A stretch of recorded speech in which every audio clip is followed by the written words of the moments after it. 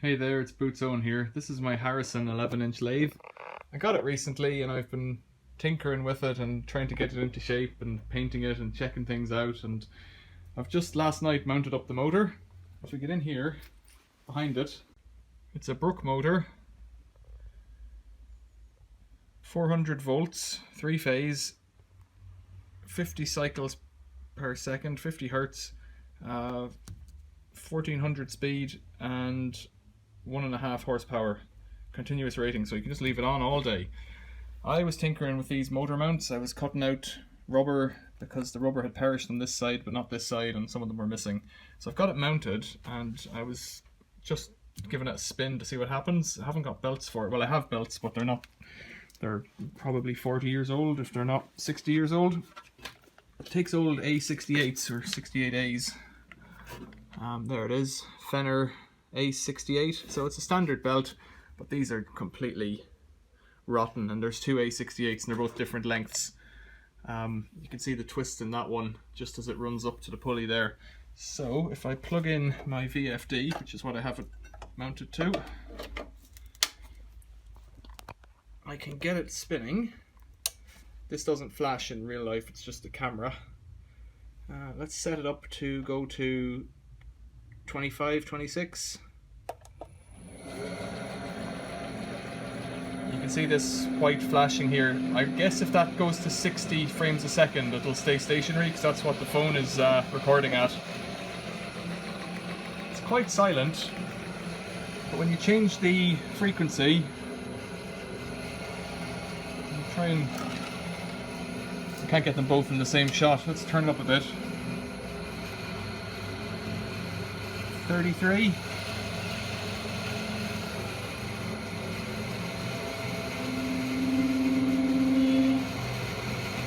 $42.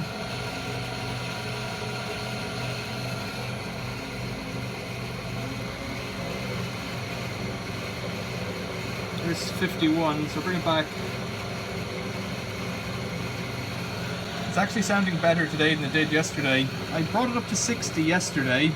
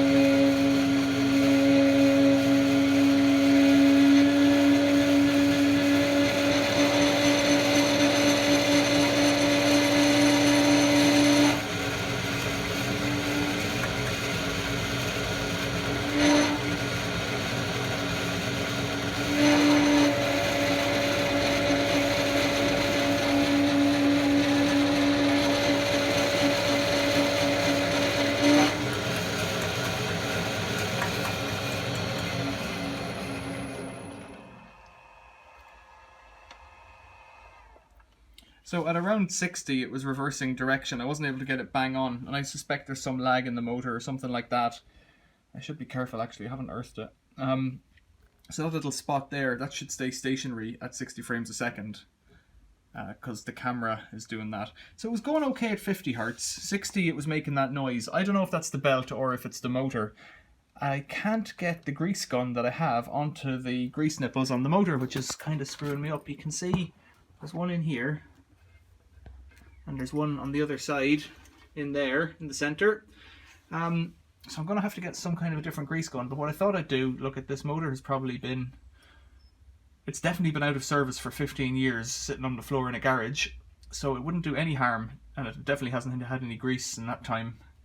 And it hasn't had any grease since I put it back on. It's been painted a few times, so it started off as this kind of turquoisey blue. Then it went this grey colour when it got painted in the factory, I imagine. And then it went this dark blue colour, which is what the lathe was painted when it was in a schoolroom.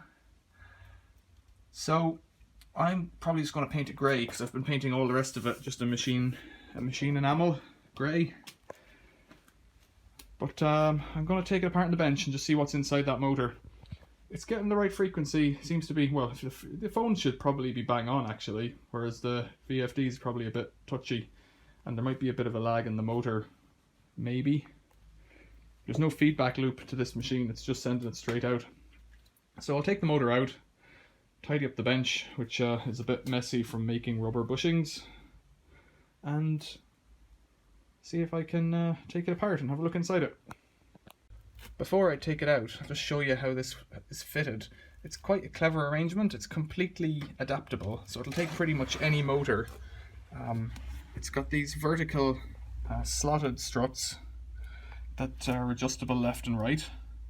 Both are adjustable top and bottom, and then these cast struts, the motor bolts through to them. And on each case it uses a square-headed, like a coach bolt, so it doesn't rotate, so you only need to tighten it on the outside, which is pretty neat. And then it's got these adjusters to take up the load on the bottom. That one's loose, so all the load's going through this one. And it has a square rubber fitting on the back that has a slot so it can't rotate. And then just these, I've made them up out of rubber, pieces of roofing rubber. It's about 6 or 7 of them sandwiched in there, maybe 5, depending on if I could get them on or not. And then cinched up with the bolt. They're, you know, they're all okay. It's quite a nice, simple arrangement. Apparently the older ones didn't have this level of adjustment, so you have to get the right motor. But in theory, you could fit any motor to this with a flat mounting base plate on it. So I'm quite pleased with that. The other thing that I've been monitoring is the oil level in this gearbox. It's just above empty. I've put some like regular car gearbox oil in it to flush it out, but I've just been monitoring it to make sure there's no leaks coming out of these screw holes here and the two in the center, because that's they're just sealed with an O-ring. Very basic arrangement. And then on top here there's this little fill gauge. On the back there's a little fill gauge, just as a little screw, and this was completely full of gunk. It was full of gunk, but it was dry when I got it, so it's already washing some of that out just from the little bit of testing I've been doing. And the gearbox, you can see the oil's gone kind of brown in there. It's rinsing off any of the crud that's coming down with it. I have no issue about you doing it this way. The oil seems to stick up here pretty well and sit on those teeth. So if you're using it frequently enough, it should be getting the oil. I was watching a video recently by a channel called Haxby Shed, and he's got a 140 Harrison, I think, the more modern version, and it is almost identical, I think, in the gearbox and everything else. The gearbox and clutch is all identical. The clutch lever's missing, so I've got the Farmer's Friend up on top. But the way this gearbox works is, when it spins fast, and it has to be on the high speed really, anything under 200 revs on this shaft, on the output shaft, doesn't seem to do splash lubrication. It'll lubricate the gears, but it won't splash up onto this shelf, and the shelf, the oil splashes up and then gravity pulls it down into the main head bearing here. Down through there, and there's a magnetic plug that goes in on top to catch any little bits of treasure. You know, I think this one has a Timken roller bearing. You can't really see it from here. If I slide that over a bit, you can just about see the rollers there. I think it has a tapered roller bearing on this side and on the other side, but this side over here doesn't get oil, and likewise the main bearing coming in there can't get any oil. That's a roller bearing in the back, no, ball bearing in there. They can't get any oil unless it's just direct splash, which is kind of weird. So this one's kind of designed to be flooded with oil because it'll take the splashes all the way along. But the ones on the sides don't really get any oil, and this guy, Haxby Shed, he created his own oiling system with an electric oil pump. Nothing's stopping you putting a mechanical or an electric pump on there to circulate the oil. But my thinking is that these things have been designed, and probably, you know, they don't all fail spontaneously from lack of oil on those bearings. The bearings probably wear out, but, you know, I would have every suspicion that this machine has its original bearings. I think the reason the handle was missing up here was because the clutch seized, and rather than leaving it in a schoolroom with something broken, they just took the broken part off it, so you couldn't use the clutch facility anymore, and you just had to turn it on and off. So yeah, a bit of a strange one there. Let's get this motor out. So I think it feels pretty good. I've got it out. I've got it up on the bench. I'm just trying to feel any play. It feels fine, and I don't know if I'm wasting my time taking it apart. I might just, well, I think I should give it all a clean, you see, so it can't hurt to clean it. It's missing a grub screw there, but it has one grub screw in it. I think I should try and pull off the pulley, because if I leave the pulley on, I won't be able to take this off to get this bearing to have a look at it, so I need to do the whole job. So I'll take this off, and then there's 4 screws. They're bolts that run the whole way through, four nuts on each end, and it should just fall asunder at that point. It's not obviously, but I have unplugged it, so that's a positive. So for one reason or another, I always seem to end up with the tight seized on things, and even with this big pullers, it's a bit difficult. Like, it won't just work. This is hand pullers, and it's quite a good one because it locks in position with this nut here, and there's a various 1, 2, 3 different threads in there, and then you tighten this one at the end. I've put a nut in because the shaft here is too big to go through against that shaft. It's probably exactly the same size, but it's all mushroomed over. So I'm gonna try it with a bit more leverage, and hopefully it'll crack and go, but if it doesn't and I break everything, at least I'll have a video of it. So, it's with a bit of leverage on it. It's certainly turning, which can be good or bad. Moving's good. I think it is moving, because I can see the nut in here at my fingertip going in a bit more. I don't know if I need the handle anymore. No, there we go. Okay. Yes, that's excellent. It's moved. Wonderful. I think I'll use something like a socket now if I unscrew this a bit. I might just pull off, you know. That's the other thing. Maybe I'll just put another nut in there. An M8 was fitting before. So I don't know what size this is. It's an Imperial one, I think. But I always struggle because it tends to be quite a specific pullers is needed for every application. You know, you can get the generic ones and they'll work in a lot of cases if you've just got a simple pulley. Let's see if that's going to stay there. Yikes. Yeah, that's doing it. Like, it's quite a long shaft. That's at least 50 mil there, I'd say. Right, that should come again. It's gonna have a little stack of M8 nuts going in here, I think. So I was lucky I've got a little box of them.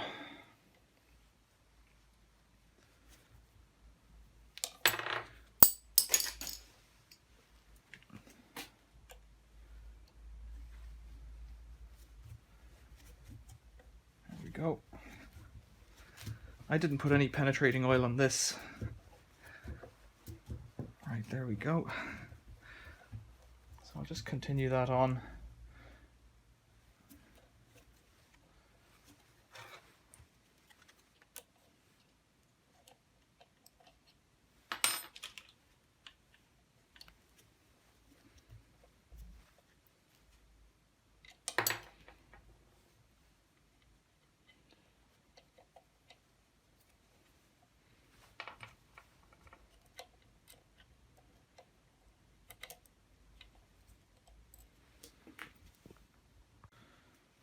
So I've lost count. I suspect we're up to about 5 or 6 nuts in there, but it's coming loose. So, oh, it's just heavy. There's a key in there as well. Yeah, 6 nuts. That's good though, that's a success. So I'll keep this clean.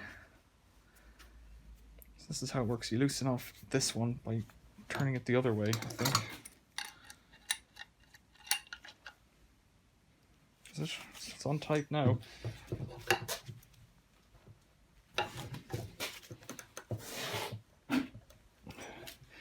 Might just have been tightening it there. There we go. And that relaxes it off. Now, excellent. So I've loosened off the 4 nuts and now I'm just unscrewing them. Sometimes these are funny, sometimes they'll spin on the other end. So you gotta hold the other end as I'm doing now, and then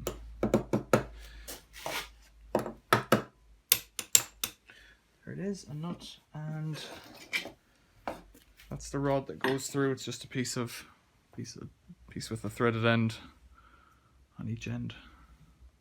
So 3 of them had a spring washer and 1 didn't, which is bizarre, but maybe that means someone's been in here before. Now, tappy tap tap.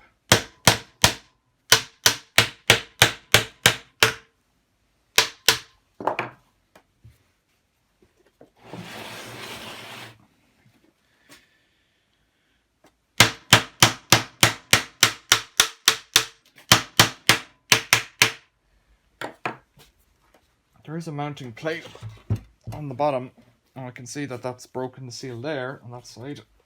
The mounting plate should just be going through to the outer casing. It shouldn't be going anywhere near the rotor, because that would be a disaster. So I'm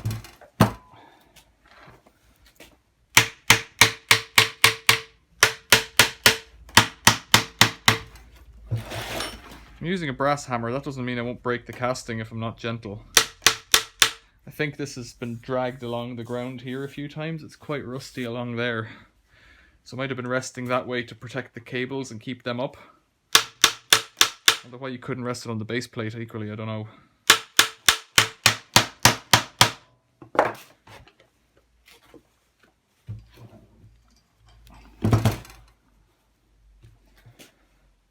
There's nowhere to get a little pry bar or anything in. What I might do before I split it, just put, actually there is one, there's pop marks in it already. That's excellent. Someone's put two marks there and 3 marks here, I believe.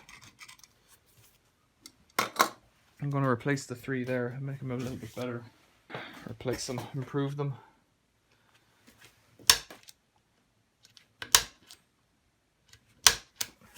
Three and 2.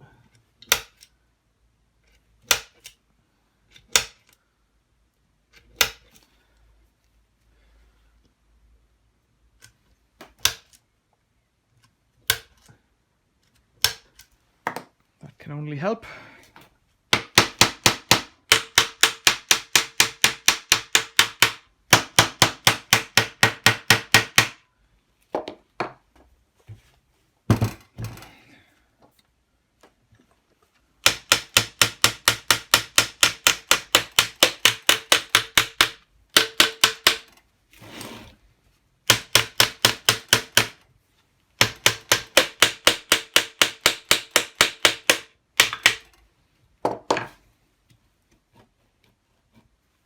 So what I have the potential of doing here as well, oh look at all those ports there are pretty blocked. What I have the potential of doing here as well is putting an extension, like an angle for the grease nipple there coming out on that end. Yeah, this one's got old fluff in there. Needs a good clean. Now come on, let's get you apart. This one is splitting here, that's something. The big chisel.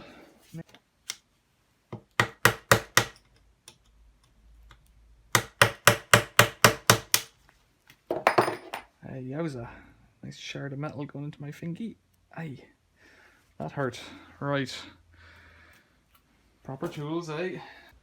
Don't do what Donnie don't does. Oh, Donnie, where did you leave your big chisel? In the absence of good tools, I just use wood tools.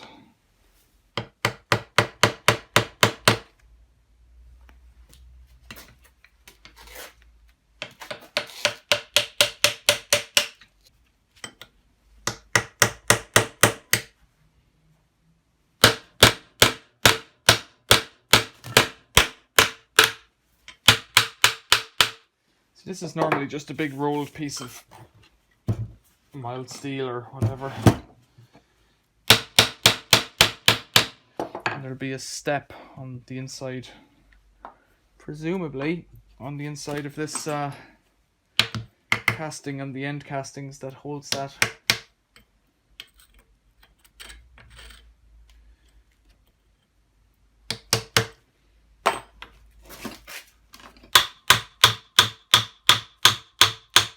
There, if you watch this crack, it's opening.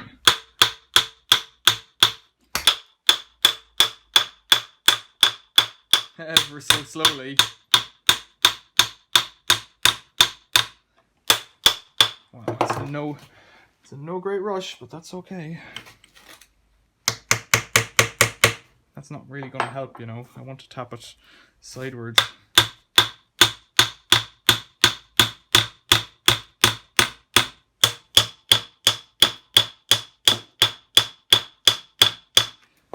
I'll come back to this.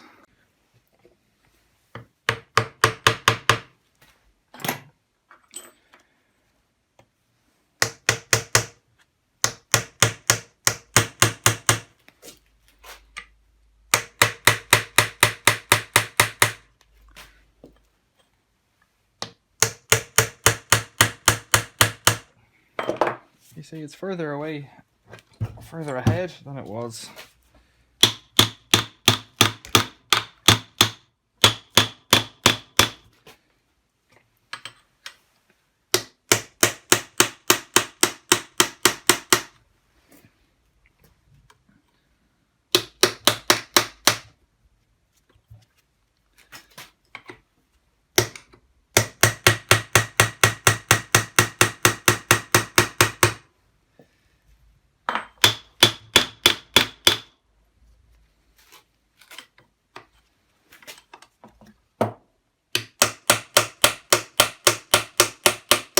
You don't know as well, it might be getting stuck in the bearings. I think it looks like it's coming through from the other end because this end here seems to be staying flush.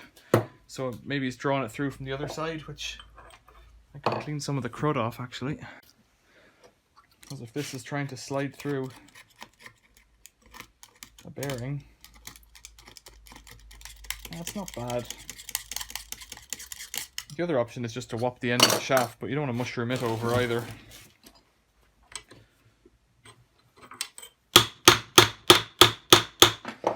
It's actually looking, that's loose now. That's so okay. We're there on this end. Maybe I should try a couple of tappy taps.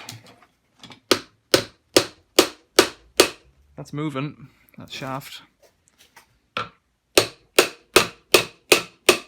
we go.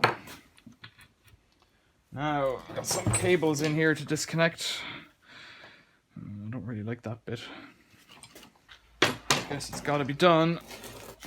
Gotta get in here. So that's what it looks like in there, and you've got red on the left, yellow in the center, and I think it should be blue. Yeah, blue on the right because it's old three-phase colors. So A, red, B, yellow, C, blue. That's no help at all really with the coding, but yeah, we'll whip them off and get in.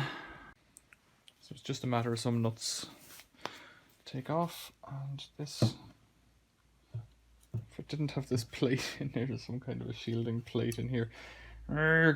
So there's fan blades in there. I wonder if I need to release this bearing somehow with these screws on the end here now.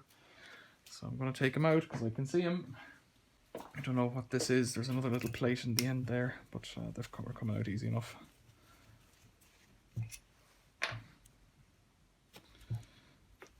So I've never done this before. Don't really know what I'm doing. That's how it goes with these things.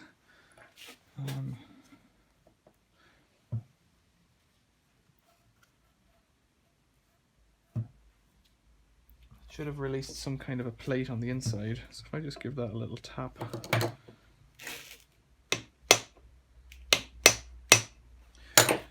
No, nothing happening there.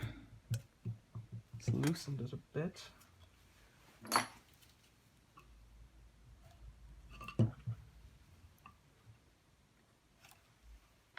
Okay, I can see the bearings, but I presume this end may be stuck on the shaft. I'll cover that up again. This plate should pop out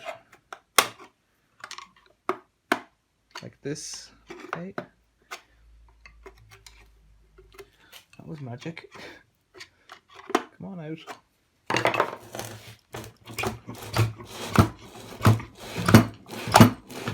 There we go. That'll do it. There's your bearings on that end. There's your bearings up there. There's your cage in the center. There's a shield plate there. It's a dust plate, maybe it's an airflow plate or something like that. So that's the bearings out of that end. The bearings feel pretty good, you know.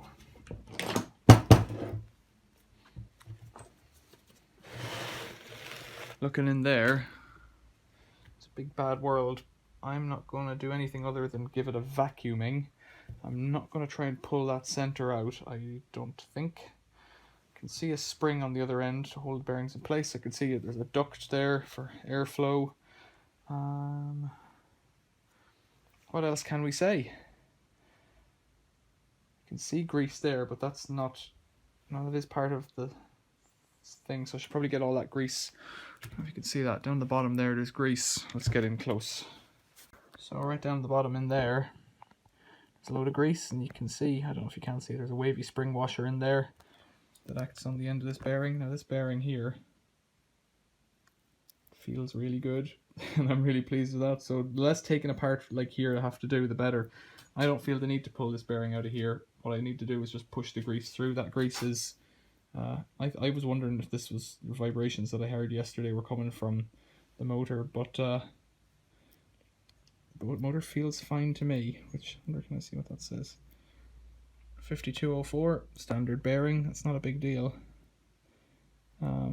Unshielded foreign, so it's just some old cheap bearing in there.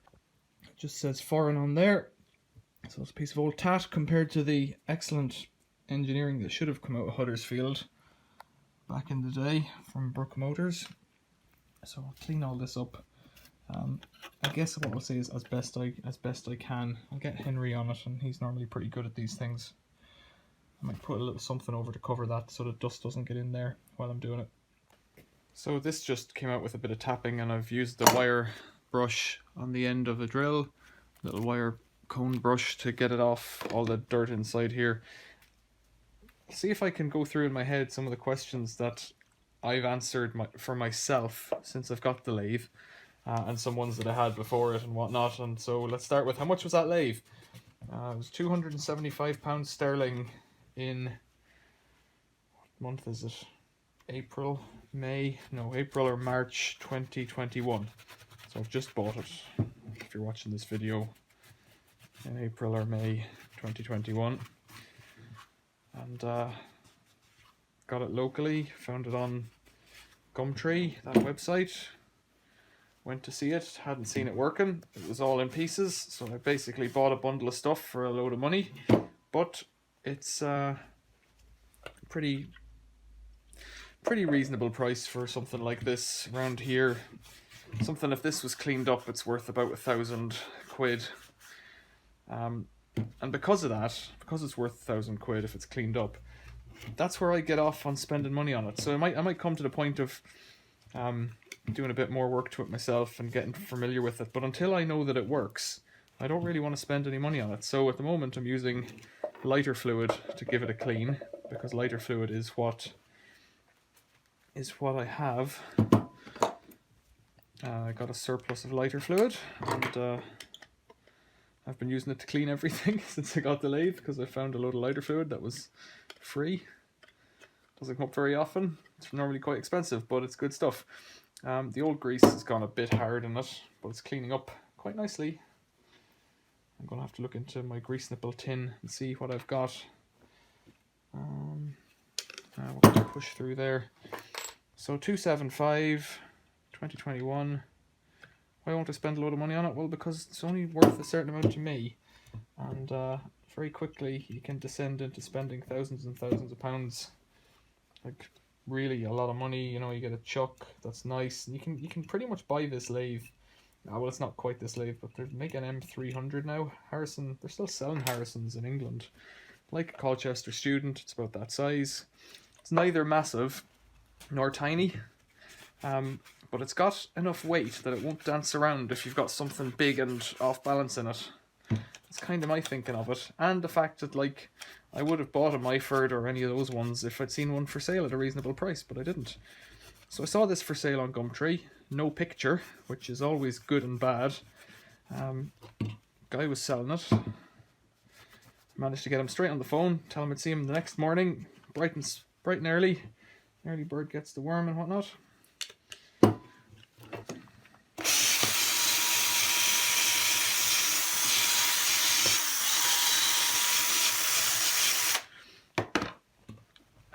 Went to see him. Nice guy. This lathe was spread across the double garage. He bought it from a school. Never did nothing with it. Never put it in. Never installed it. Never turned it on. And as far as I know, he didn't get all the bits. And I only found that out later, so I don't have the change wheels for it. So I can't really do a set of screw cutting jobs on it. I can cut some kind of threads. Basically, whatever I've got. And, you know, that's fine. I wanted it for turning metal, which is what it does. Cleaned up pretty good here.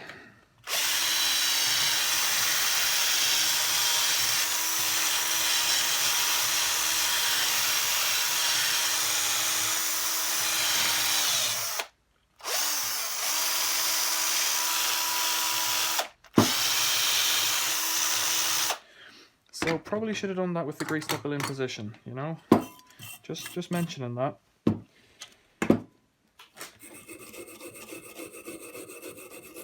The other thing that comes with buying a lathe is that they weigh about half a ton. This has got to be up on 500 kilos. And it had a lot of accessories, and it was partially dismantled, but not completely. So what do? Well, I just went at it with a set of sockets and a couple of adjustable spanners. I took the bed off the cabinet, which is in some ways a mistake, except that someone had done it already. So you're not meant to take them off, because apparently these Harrisons, if you read the internet, perpetuate the myth. These are, you know, set up at the factory and whatnot, and perfectly good, and you can't go messing with that. Well, someone else had, so it wasn't me, and that's just what I'm faced with. Which is a real pain from my point of view, because I would have loved to have bought one that was, you know, ready to go, in a completely ready to go condition. But, you know, that's not how it goes for 275 quid. I could probably do that for $2,000, buying it from a dealer, and that's fine, you know, that's an option. But, you know, it's a bit of fun. It's a bit of fun taking these things apart and learning how these work and what motors you can put into them and how the gearbox works. And I tell you this, it's good for YouTube. I've watched probably more hours of YouTube videos on Haxby Shed and Double Boost, and then just anyone else who's got a lathe and put up a video of this or that. So you learn pretty quick watching the videos at night time. You can't sleep. And another video comes on. This is probably lead paint, you know. Normally is with these old things. Just love joking away.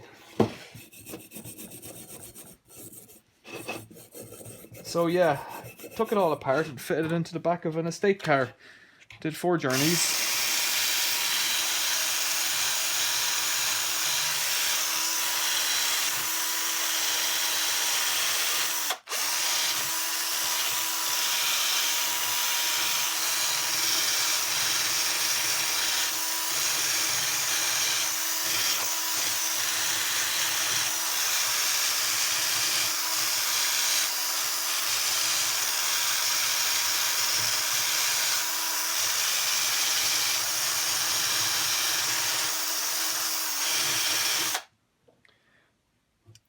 I think I was wrong about that paint. It seems grey, then turquoise, then dark blue. Whenever that was done, I don't know. So I'm probably going to give this a coat of grey before or after I reassemble the motor. Just trying to give it a bit of a tidy up. It smolders down the back. You'll never see it, but that doesn't mean I shouldn't give it like some attempt to tidy it up. 4 journeys by estate car. Probably, in reality, the estate car is rated, the Volkswagen Golf, it's rated to take half a ton. You can imagine having 5 people weighing 100 kilos, that's half a ton. Straight up with a load of luggage. So, you know, I could have done it if I'd gotten it all in, but I just didn't. Well, it kind of came apart in pieces and it was alright to do it that way. So I brought it home in an estate car in different pieces. The gearbox had been drained on it, bizarrely. Like, I guess you have to drain the gearbox to take it apart. So they've done that. And so yeah, I'm just putting it back together. I've spent about 10 or 12 quid on paint. I'll spend about another £5 on a couple of belts. I had a variable frequency drive for the 3-phase motor, so I'm not going to worry about that. I'll just put the drive I have into it. And if that doesn't work, I've actually got a single phase 1450 rev motor that will just fit straight in. It's a bit bigger, but it's got the same size shaft, I think. I think that's 3/4 inch shaft. Should just fit straight in. If I mess up this one or if the drive can't handle it. It's a 1.5 horse drive, and this is a 1.5 horse. No, it's a 1.5 kilowatt drive, and this is a 1.5 horse motor, so it should be on the right side of it. But yeah, so any of my decisions are based on economy and expedience. So I don't want to spend any money, and I want to get it done, you know, faster. So waiting on paint drying is fine, but I don't want to wait on parts coming or trying to, you know, that kind of thing, getting a load of money together to get some other thing for it. And on that basis, I welcome any comments that you may have, giving me tips on what to do and what not to do, but I will take them with a pinch of salt, and that salt is a $sign. Yeah, I'd love it to be perfect, but that's not the way it is. I could afford to go out and buy £2,000 lathe, but there's no fun in that. I'll probably spend more time putting this thing back together and cleaning it than I ever will using the bloody thing. Onwards, getting the back off this motor. So with it all apart, I've given it a coat of undercoat, and I'll give it some more grey paint on top and put it back together in the next video. Questions or comments, observations and whatnot, leave them below. Have a look at my other videos. Thanks for watching. See you later.